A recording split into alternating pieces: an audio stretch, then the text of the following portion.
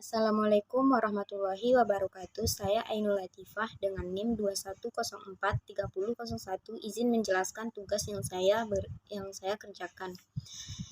Nomor 1, bab ini menekankan banyaknya manfaat yang dapat dihasilkan dengan menggabungkan database MSDM dan penggajian. Meski demikian, banyak perusahaan mengelola sistem informasi penggajian dan MSDM-nya secara terpisah. Apakah Anda berpikir demikian?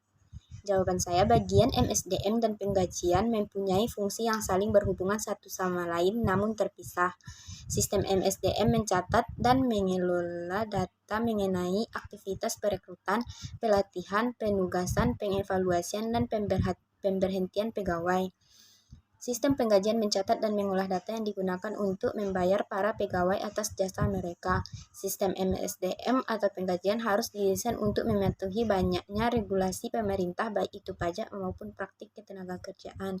Selain itu, pengendalian yang memadai harus tersedia untuk mencegah kelebihan dalam pembayaran pegawai karena data waktu dan kehadiran yang tidak valid, dan membayar cek ke pegawai fiktif. Kedua ancaman ini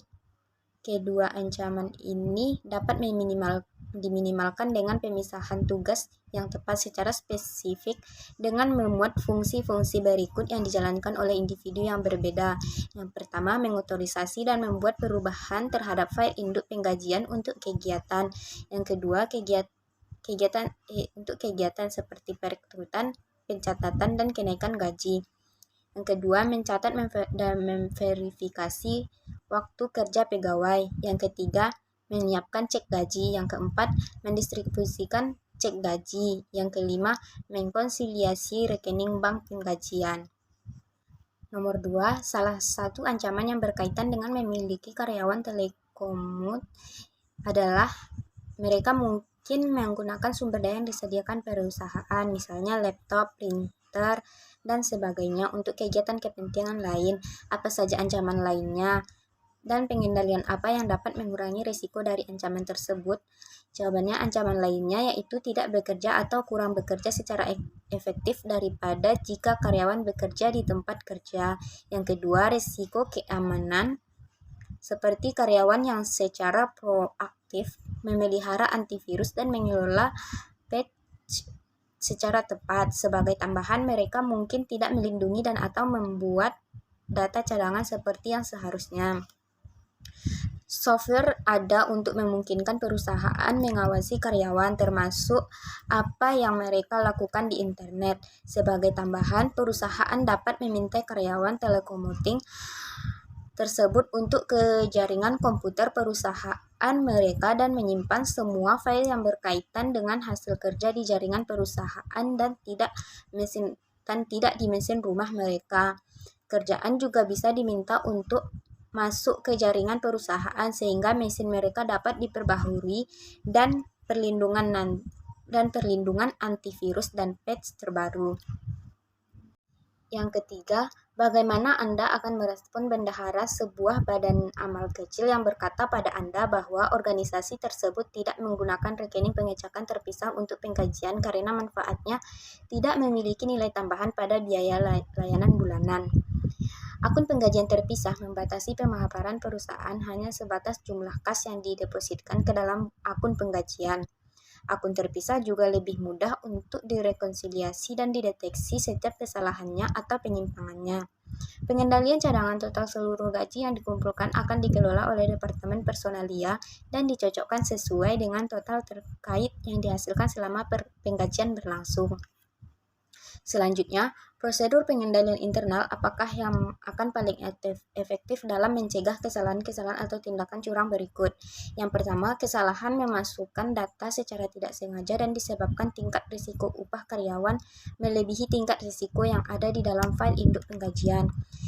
Jawabannya yaitu tingkat risiko upah karyawan harus dikelola oleh Departemen Personalia dan dicocokkan kembali dengan tingkat rasio pada file induk penggajian setelah pembaruan setiap file tersebut. Juga, uji kepantasan perubahan tingkat rasio upah selama masukan data dapat mendeteksi jenis kesalahan ini jika jumlah uangnya besar. Yang kedua, selama memasukkan data, jam kerja pada kartu waktu karyawan selama 1 hari secara tidak sengaja dimasukkan 80 jam, bukannya 8 jam. Jawabannya, pemeriksaan terbatas harus dilakukan selama masukan data untuk memeriksa bagian jam kerja untuk masing-masing catatan transaksi karyawan.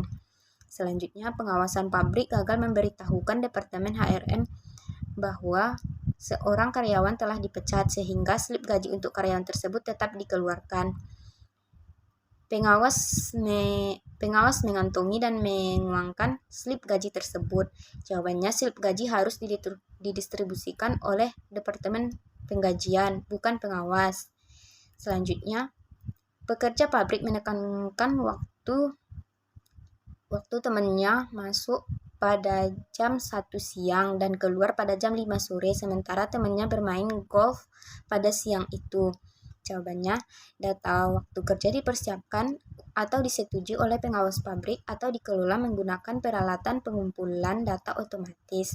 Harus direkonsiliasi dengan kartu waktu karyawan sebelum proses penggajian. Observasi penggunaan waktu jam kerja juga bisa mengungkap penekanan kartu orang lain. Penggunaan pengendalian biometrik untuk mencatat waktu masuk dan waktu keluar juga akan mencegah masalah seperti ini. Selanjutnya, seorang programmer mendapat file induk penggajian dan meningkatkan gajinya. Jawabannya yaitu, dalam hal ini harus ada pengendalian akses untuk file induk penggajian dan file induk lancar lainnya dalam bentuk fungsi perpustakaan file yang membatasi akses pada file untuk mereka yang memang memiliki kewenangan. Seperti dalam bagian pengendalian cadangan akan mengumpulkan total seluruh gaji yang dikelola oleh Departemen Personalia, dicocokkan dengan total terkait yang dihasilkan selama penggajian berlangsung. Baiklah, sekian dari saya. Mohon maaf jika ada kesalahan. Terima kasih.